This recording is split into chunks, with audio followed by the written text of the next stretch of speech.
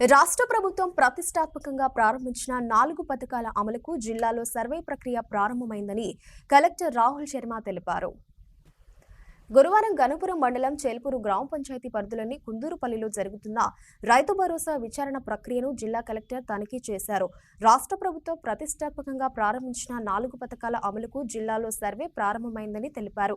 ఈ సర్వేలో భాగంగా పర్యవేక్షణకు అన్ని మండలాలకు ప్రత్యేక అధికారులను నియమించగా విచారణ బృందాలు క్షేత్రస్థాయిలో పర్యటిస్తూ వివరాలను సేకరిస్తున్నాయని ఆయన వివరించారు. సర్వే నిర్వహణ ద్వారా పథకాల అమలుకు లబ్ధిదారులను ఎంపిక చేయడం జరుగుతుందన్నారు. సర్వే నిర్వహణకు ప్రజలు సహకారం అందించాలని సూచించారు. ప్రభుత్వం ప్రకటించిన 4 పథకాల లబ్ధి ప్రతి కుటుంబానికి అందేలా చర్యలు తీసుకోవడం ప్రధాన లక్ష్యంగా పెట్టుకున్నామని కలెక్టర్ స్పష్టం చేశారు. రైతు భరోసాకు సాగులో ఉన్న భూముల వివరాలు నమోదు చేయడానికి వ్యవసాయ, రెవెన్యూ అధికారులు సంయుక్తంగా సర్వేలో పాల్గొంటున్నారని తెలిపారు.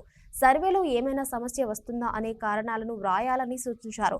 16 నుండి 20వ తేదీ వరకు సర్వే జరుగుతుందని, 21 నుండి 24వ తేదీ వరకు గ్రామ సభలు నిర్వహించి అర్హుల జాబితాను సిద్ధం చేయనున్నట్లు తెలిపారు. గణపురం మండలంలో 691 మంది నూతన రేషన్ కార్డుల కొరకు సమగ్ర కుటుంబ సర్వేలో నమోదయ్యారని తెలిపారు.